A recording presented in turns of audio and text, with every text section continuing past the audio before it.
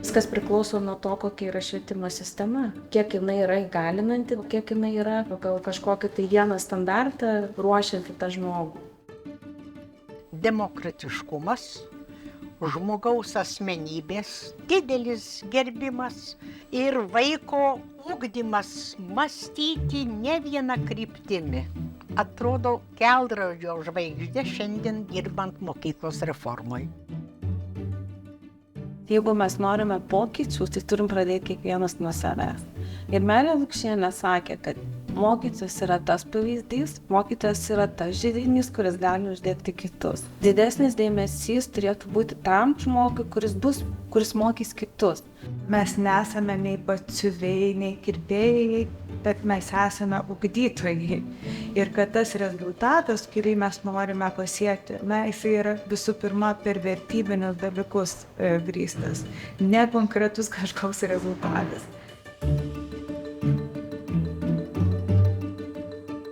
Norim ją padaryti visai ne paviršium, o iš esmės modernizuoti mūsų mokyklą, pasivyti pasaulį. Mes eisime toliau, kad ta jaunoji mūsų asmenybė, kuri auga, jinai būtų ir emociškai stabili, laiminga, tik laimingas žmogus, kūrybiškas žmogus ir kurs tą gražią ateitį, apie kurią svajoja Melė Lukšienė. Profesorė habilituota daktarė Vilija Targamadzė, Švietimo ir mokslo komiteto Seime narė. Mano pagrindinė mintis yra, ar mes šiandien Lietuvoje turim viziją? Jeigu turim viziją, tai kas kliudo jo siekti? Bet signalai visi sklinda, kad šiandien mes vizijos neturim ir blaškomės tai į vieną, tai į kitą pusę, nuo rinkimų iki rinkimų, nuo vienos idėjos iki kitos idėjos. O vizija visada yra susijusi ir su kultūra. Taigi, du sąveikantys sandai. Mūsų yra švietimas, arba dar galima suprastinti į ugdymą, ir kultūra. Jeigu mes turėsim šitą sąryšį per vertybės, o tai bus susiję su mūsų ugdymo filosofija, tada galėsime judėti. O dabar klaidžiojam, ieškom tik tai akivarų ir neturim kūlgrindos, kurią galėtumėm išeiti. Ar mes turim viziją? Aš turiu omeny švietimo viziją. Ar mes matom švietimo sistemą, kaip dabar besiformuojančią, kur yra privatus sektorius ir, sakyčiau, valstybinis sektorius su savivaldybės mokyklomis, privatus sektorius labai spėriai didėja, ar mes matom jungtis tarp jų, kaip mes suprantam, kas yra bendrasis išsilavinimas, kaip mes suprantam, kas yra kompetencijos. Aišku, visi pasakysim tos tris dėmenis, ar ne? Vertybinės nuostatos, žinios ir gebėjimai. Bet ką matuojam? Matuojam žinias ir geriausiu atveju gebėjimus. O kaip su vertybinėm nuostatom? Tai ar mes turim šiandien metodologiją? Ar ji nėra išbarstyta? Ir jeigu Vitalija kalbėjo apie tautinę mokyklą, aišku, akcentuodama iki mokyklinį ugdymą, tai dabar mes kalbam apie bendrąjį ugdymą. Ar bendrajam ugdyme mes turim metodologiją? Akivaizdu, kad ne, nes metodologija turi remtis arba ugdymo filosofija, gali būti religija, gali būti taip pat psichologija atitinkama, ar pedagoginė srovė, ar pagristų jų dariniu. Šito mes neturim, mes net nekalbam. Sakom tik tai kompetencijos. Kokios kompetencijos vėl mes įsivaizduojam, kiekvienas savitai. Jo labiau, kad jų nematuojam. Taigi imitacijų švietime yra daugybė ir viena iš jų yra ugdymo kokybė. O kas yra ugdymo kokybė? Kuri nėra apibrėžta? Nėra. Bet visi siekia ugdymo kokybės.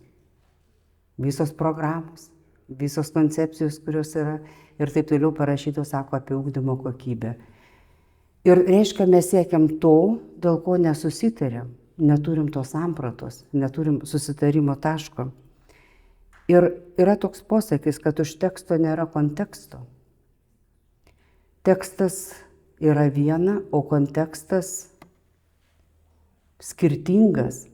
Ir jeigu mes dar pasižiūrėsim, kokį kontekstą turėjom tada, kai buvo rengiama tautinės mokyklos koncepcija, o 2015 metais patvirtinta geros mokyklos koncepcija, kuri yra kaip tęsinys, tai yra skirtingi kontekstai, bet tęsinys yra įvertinant kontekstą ir čia reikėtų prisiminti daktarę Vaivą Vaicekauskienę, kuri buvo vedlys tos koncepcijos.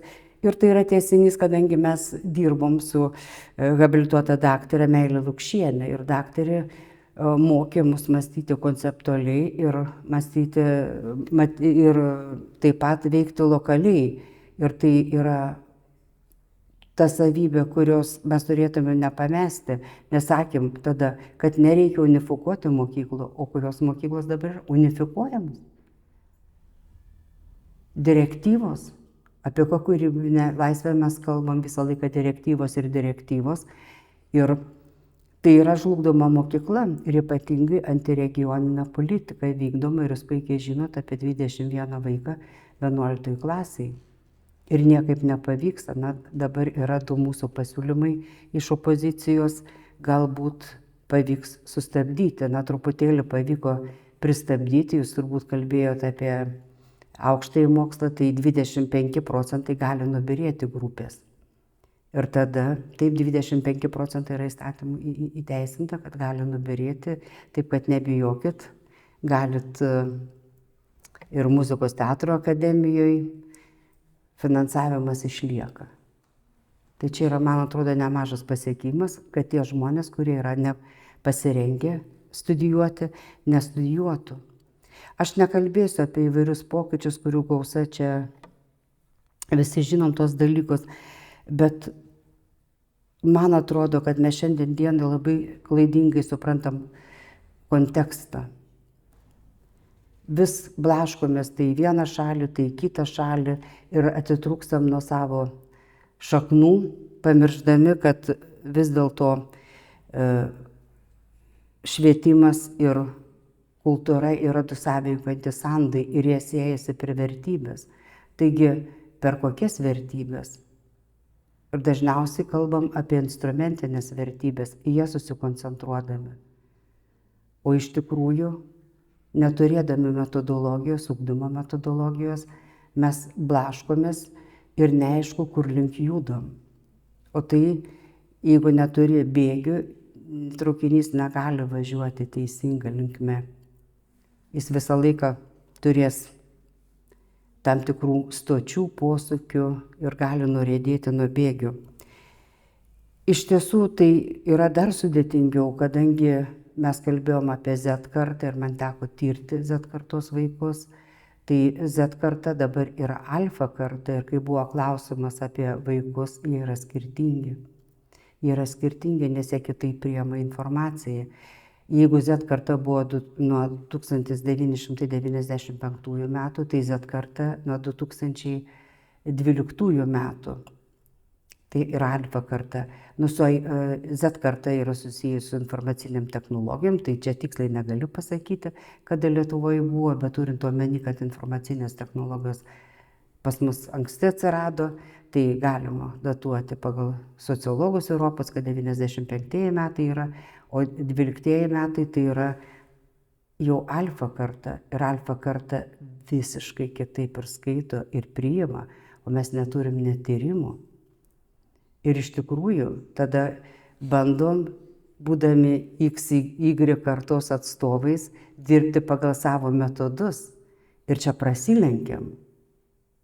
Taigi neturim metodologijos ir neturim pagristų metodų. Einam bandymų ir klaidų keliu. O tai galima būtų sustyguoti ir sudėlioti taškus ir tai nėra sudėtinga. Na ir dar norėčiau atkreipti dėmesį, kad visgi mes turėtumėm sugrįžti prie vertybinio pamato. Susitarti, kas yra mums svarbu, kas yra svarbu švietime, kas yra svarbu ugdyme, kas yra svarbu mūsų kultūroje. Nes jeigu neturėsim jungties tarp kultūros ir švietimo, mes ir toliau blaškysimės. Ir nežinosim, kur link eisim, ar suksimės aplinkui, bus suktukų, apsuktukų, kaip ir dabar mes matom. Taigi turim sugrįžti į pradžią, nuo ko pradėta yra tautinė mokykla. Nuo metodologijos, tada buvo labai aiškia metodologija, tai humanistinė psichologija buvo ir buvo kultūrinė antropologija. Buvo viskas labai aišku ir dabar mes galim dar sudėti taškus, nes jeigu neturėsim pagrindo, tai mes neturim kūlgrindos, kurie eisim ir turėsim visada labai daug akivarų. O eidami, matysim apsišaukėlį Neroną, kai eina forma be turinio. Taigi kur link? Ačiū.